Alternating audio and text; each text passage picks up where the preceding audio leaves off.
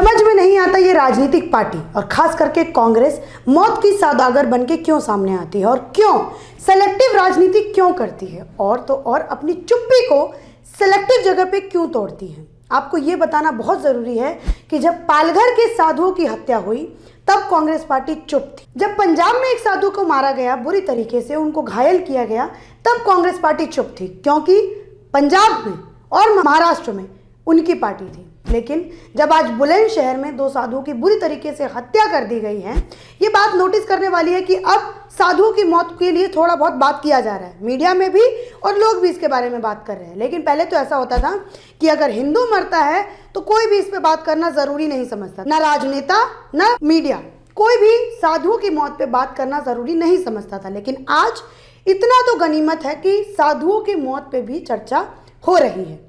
और लेकिन ये बहुत दुख देने वाली बात है कि कांग्रेस पार्टी जहाँ पे उनकी सरकार है, वहाँ पे जब कुछ घटनाएं होती हैं तब वो चुप्पी साध जाती हैं, लेकिन निशाना साधने के लिए बीजेपी के ऊपर अपनी आवाज़ को बुलंद करने, चाहे वो ट्विटर पे हो, फेसबुक पे हो, चाहे वो मीडिया में ही क्यों ना हो, बिल से निकल करके बाहर आ जाती है।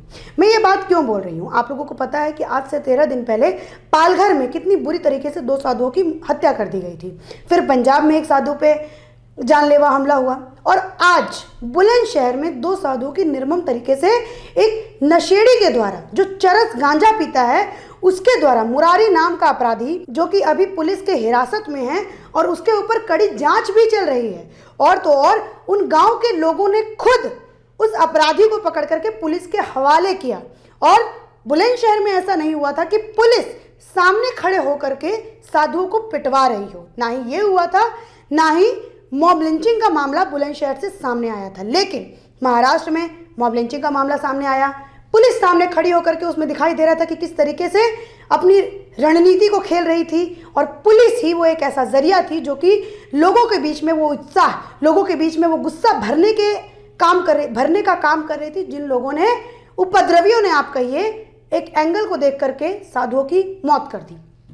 लेकिन बुलंदशहर पे ऐसा कुछ भी नहीं देखा गया, ना ही वहाँ पे क्रिश्चियन मशीनरी देखा गया, ना ही वहाँ पे मॉब लिंचिंग हुई। लेकिन सोनिया गांधी, प्रियंका वाड्रा, राहुल गांधी, सब के सब अब बिल से बाहर निकल के वापस आ चुके हैं, और तो और लिबरल गैंग भी बिल से बाहर निकल के आ चुके हैं, ये बोलने के लिए कि योगी इस्तीफा दो।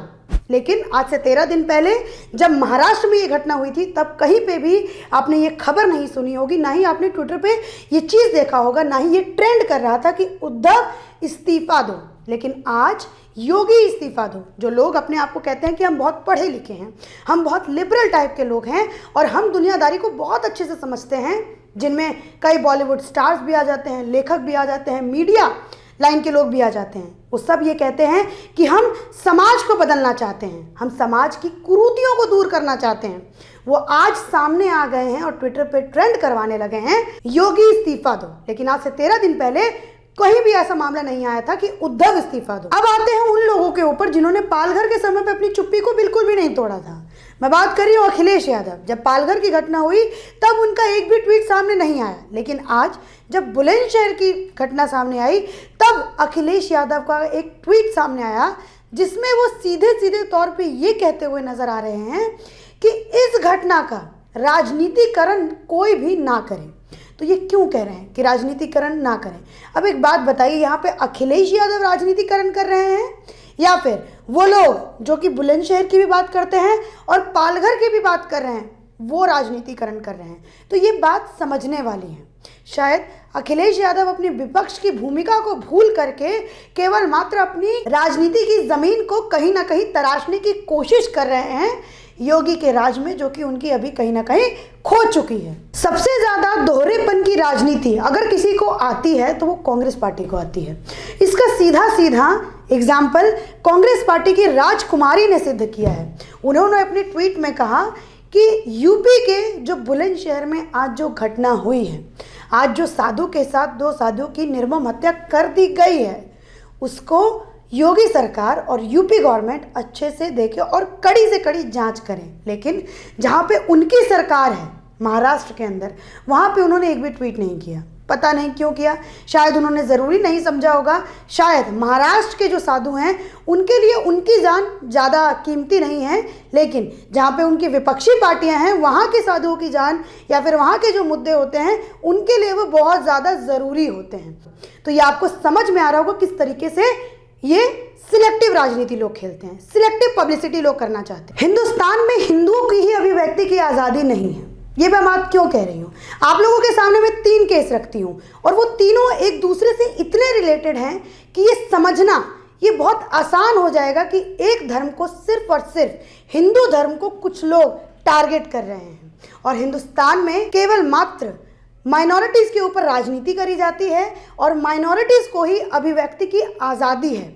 मुसलमान अपने दुकान में अगर लिखता है मुसलमान चिकन वाला, अगर पंजाबी कोई लिखता है पंजाबी दा ढाबा, किसी को कोई आपत्ति नहीं होती है, ना ही पुलिस को होती है, ना ही किसी राजनेता को होती है, ना ही किसी विशेष वर्ग के लोगों को होती है। लेकिन वहीं अगर किसी हिंदू धर्म को मानने वाले किसी व्यक्ति ने अपनी दुकान के आगे भगवा झंडा लगा दिया या फिर अपने फल की दुकान के आगे हिंदू शब्द का प्रयोग कर लिया, तो लोगों के बीच में कहीं ना कहीं ठेस पहुंच जाती है और एक विशेष वर्ग के लोगों को ठेस पहुंच जाती है कि वो हिंदुस्तान में अभिव्यक्ति की आज़ादी के नाम पर लोकतंत्र की हत्या कर रहे हैं और तो और वो लोगों पर एक खास धर्म को थोपना चाहते हैं। ये मैं बात क्यों कह रही हूँ। बिहार से, झारखंड से और हैदराबाद से ऐसी घटनाएं सामने आई। झारखंड में एक फल विक्रेता ने अपनी फल की दुकान के आगे हिंदू फल वाला लिख दिया तो लोगों को आपत्ति हो गई, उसके बाद उसके ऊपर FIR भी हो गया।